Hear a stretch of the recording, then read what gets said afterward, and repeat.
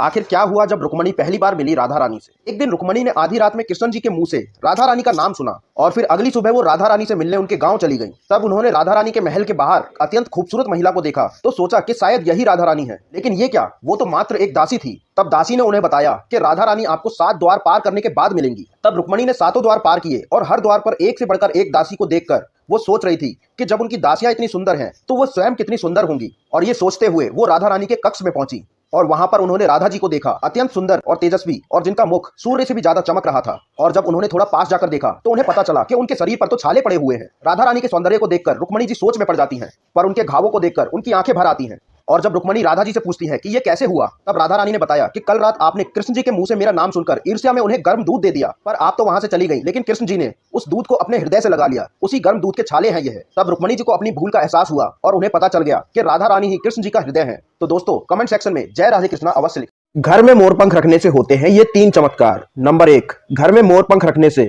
कैसी भी नकारात्मक शक्ति आपके घर में तो दूर, आपके घर के आसपास में नहीं टिकती। नंबर 2, वास्तुशास्त्र के अनुसार जिन घर में अक्सर लड़ाइयां होती है या फिर अचानक से ढेर सारी विपत्तियां इंसान को घेर लेती हैं, तो उन्हें अपने घर में मोर पंख रखना चाहिए। नंबर 3 और सबसे जरूरी, लेकिन उससे पहले मुझे फॉलो कर लो। मोर पंख श्री कृष्ण का प्रिय है और श्री कृष्ण भगवान विष्णु के अवतार हैं और माँ लक्ष्मी उनकी पत्नी है, इसलिए माँ लक्ष्मी हर उस स्थान पर निवास करती हैं जहाँ पर मोर पंख होता है। श्री राधा रानी से जुड़ी इस घटना को सुनकर आप अपने आंसू नहीं रोक पाओगे। दरअसल एक गांव में एक रमा नाम की निसंतान महिला रहती थी। एक दिन वो संतान प्राप्ति की इच्छा लिए राधा रानी के मंदिर गई। जैसे ही वो सीढ़ियां चढ़ने लगी तभी अचानक उसका पैर फिसल गया और जैसे ही वो नीचे गिरने वाली थी कि तभी एक 7-8 साल की कन्या ने उनका हाथ पकड़ लिया। तब रमा बोली कि बेटी, अगर आज तुम ना होती तो मैं आज नीचे गिर जाती। तब वो कन्या बोली कि मैया, ऐसे कैसे मैं आपको नीचे गिरने देती। फिर वो कन्या सीढ़ियों में बैठकर उनसे बातें करने लगी। रमा ने उस कन्या से पूछा कि बेटी, क्या पसंद है तुम्हें। तब वो कन्या बोलती है कि मुझे नथनी, गले का हार, कान के कुंडल और चूड़ियां ये सब आदि पसंद है, कुछ भी ले आओ। रमा ने उसे ये सारी चीजें खरीद कर दी।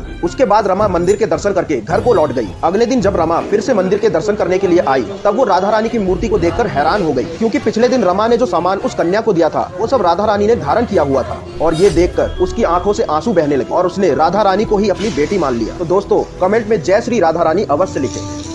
आखिर भगवान श्री कृष्ण अपने सिर पर मोर पंख क्यों धारण किए रहते हैं? दरअसल वनवास के दौरान एक बार माता सीता को बहुत जोर से प्यास लगी।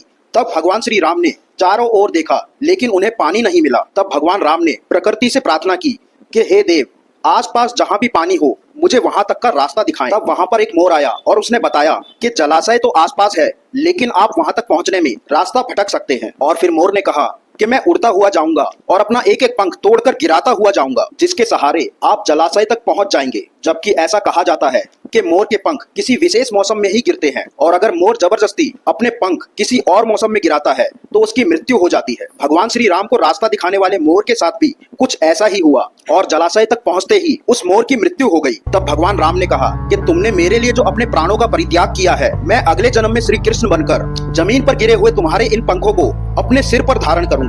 यही तो हमारे प्रभु की लीला है। तो कमेंट सेक्शन में राधे राधे अवश्य लिखें।